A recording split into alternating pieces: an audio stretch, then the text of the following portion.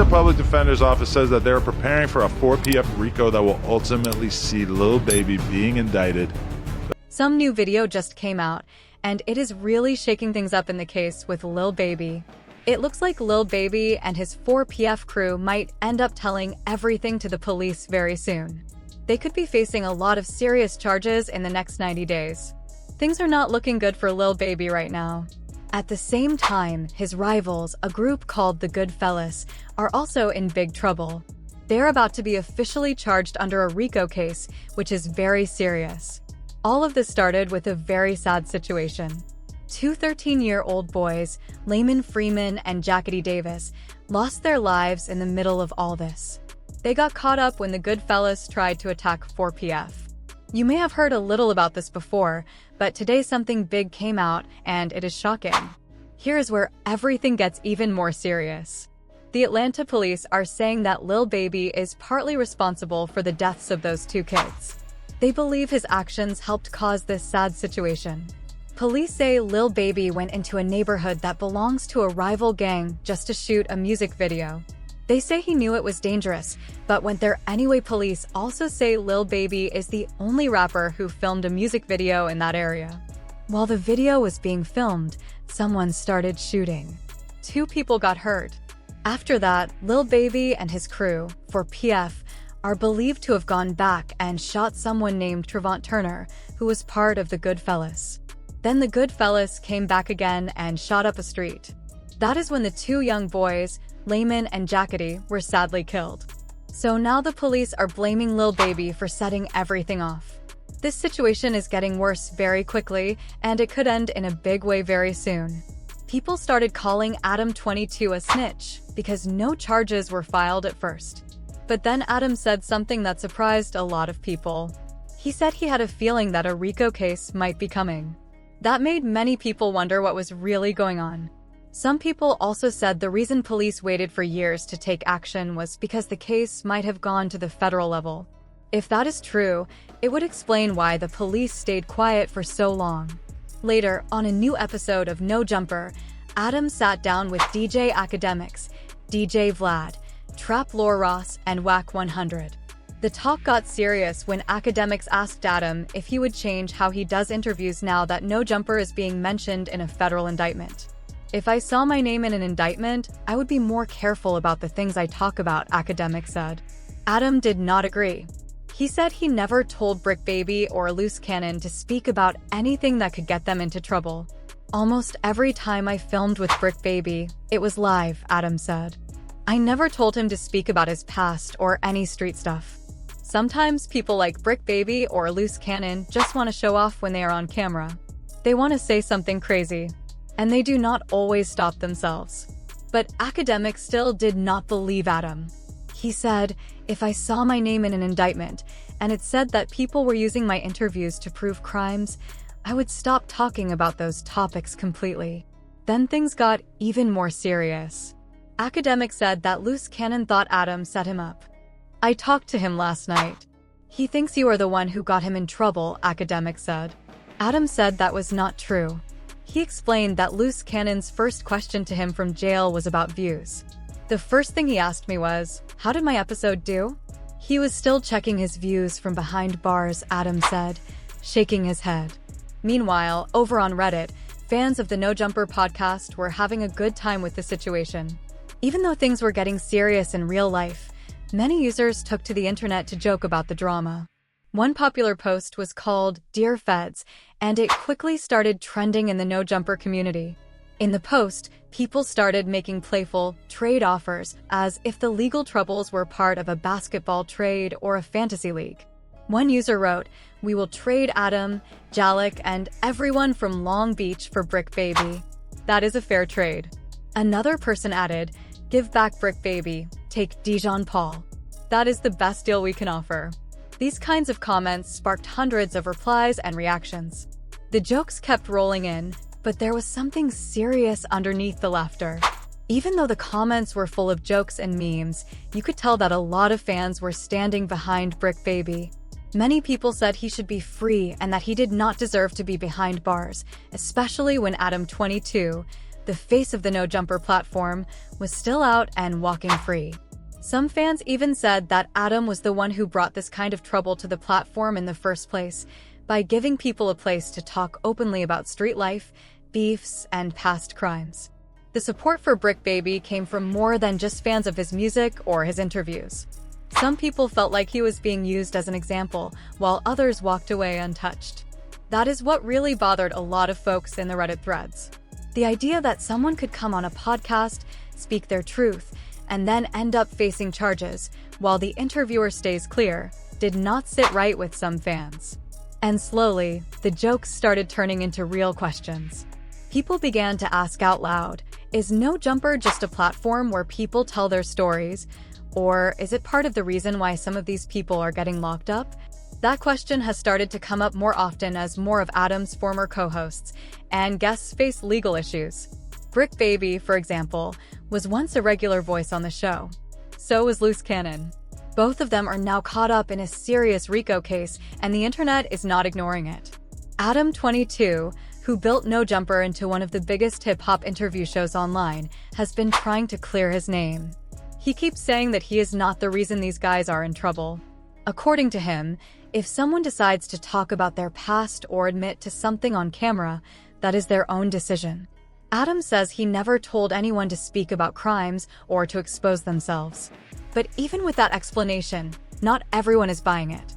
Some fans and critics believe that No Jumper became too focused on street content and gang-related interviews. They say the show started to profit off of people's real-life pain and drama. And now, that focus might be coming back to bite them. As of now, the No Jumper RICO drama is still unfolding. Adam, 22, is trying to keep his show going and keep the attention off of himself, but the internet is not done talking. The lines between entertainment, journalism, and street culture are starting to blur. What happens next could change how people view No Jumper and how platforms like it operate moving forward. Cowardly acts of an Atlanta-based rapper that decided to go over. And that brings us to something even bigger. On a cold morning in March, federal agents made their move in Los Angeles. The United States District Court released a huge 107-page document. It had wiretap calls, years of police work, and long lists of crimes. This was not a small case. It was about a group that the feds called the Big U Enterprise. This case was not just about one gang. The goal was to take down an entire criminal group that had power across Los Angeles. At the center of this group were three men: Eugene "Big U" Henley, who is believed to be the boss; Termaine "Loose Cannon" Williams, who is accused of doing robberies and violent acts; and Zier "Brick Baby" Mitchell, a key member whose full indictment has not been released yet. People are still wondering what his charges will be. Big U has been a well-known figure in Los Angeles for many years. At 55 years old, people did not only see him as someone from the streets, he was also seen as a businessman and a person who worked closely with the community. He was known to help with youth programs, talk about change, and appear to have left the street life behind. But now, things are looking very different. According to the federal government, Big U's public image was not the full story. Behind the scenes, law enforcement says he was actually the leader of a powerful and dangerous group. The group is accused of using fear, violence, and illegal money to stay in control of certain parts of Los Angeles. The charges against them are extremely serious. Federal prosecutors believe Big U and his group were involved in all kinds of crimes, including murder, armed robbery, fraud, extortion, prostitution, and tax evasion. In simple terms, they are saying he ran an organized criminal operation that focused on making money and keeping power by any means necessary. The way the authorities describe it, Big U used the respect and fear he gained from his past street life to control people around him. His name carried weight, and many were too afraid to go against him. They say that reputation gave him the power to do what he wanted, and that he used it not to build, but to intimidate and break the law. Investigators also have wiretaps, phone calls that were recorded as part of the investigation, and some of the things Big U allegedly said are shocking. In one call, He is said to have bragged about sending someone out to Minnesota to collect a large amount of money, reportedly from a well-known NBA player. The amount talked about was in the hundreds of thousands of dollars. In another call, Big U reportedly threatened a man over a money dispute. According to the transcript, he told the man he would kill him if he did not pay what he owed. These calls are being used as part of the case to show how Big U continued to use fear and threats to get what he wanted. There is also a report about Big U and several men from his group chasing down a rival with guns. The rival was said to be begging for his life while they had him cornered. That kind of behavior, the authorities say, was part of how Big U and his people kept their control by making sure everyone knew what would happen if you crossed them. But it does not stop there. The violence and threats are just one part of the case. Federal agents also claim that Big U used his nonprofit organization, Developing Options, as a front to move money around and hide illegal income. The nonprofit was supposed to help at-risk youth and support the community. On the outside, it looked like a good cause. But investigators say that behind closed doors, Big U was using it to steal money and take care of himself and his family. At one point, Big U allegedly told his wife to use the nonprofit's credit card to buy air conditioning units for their house. But once the order was made, they reportedly canceled it and took the refund in cash. That kind of move made it look like the nonprofit's money was being used for personal gain, not for helping others. The case also includes claims that Big U tried to interfere with justice. Prosecutors say he told a witness to take the blame for a crime that was actually committed by someone else, someone who used to play in the NFL. They also say he met with the victim's father, trying to calm things down and protect his group's name and reputation. What Big U did not know at the time, according to reports, is that federal agents were listening the entire time. We had heard that Dominique Jones had tickets on a lot of people's heads. Dominique Jones had wanted to have people harmed. Correct. The feds say Big U used a nonprofit group called Developing Options to hide illegal money. The group was supposed to help young people, but the feds say Big U used it to get rich. One time, he told his wife to buy air conditioners using the group's credit card. Then he canceled the order and kept the refund money. It gets even worse. The feds say he also tried to block people from talking to the police. In one case, he told someone to take the blame for crimes that a former NFL player did. He even set up a private meeting with the victim's father to protect his group's name. The police were listening to everything. When they made the case official, they took it all: his houses, his nonprofit office, and his fancy car. The feds believe they have more than enough proof to put him away for a very long time.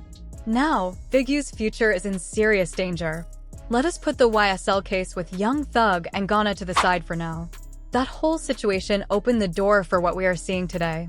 If Lil Baby ends up facing charges, there is a good chance the government will use the YSL case as a guide. The feds already showed everyone that they are serious when it comes to rappers with gang ties. They are not playing around. If this keeps going, more artists could end up in the same kind of trouble. And the music industry might need to change how it deals with people who have any kind of street or gang background. Do not be surprised if record labels and other artists start to stay away from anyone who might bring legal problems. Nobody wants to be pulled into a RICO case. Some people might even ask for changes in the law. They might want new rules that protect artists from being charged just because of the things they say in their music or the people they know.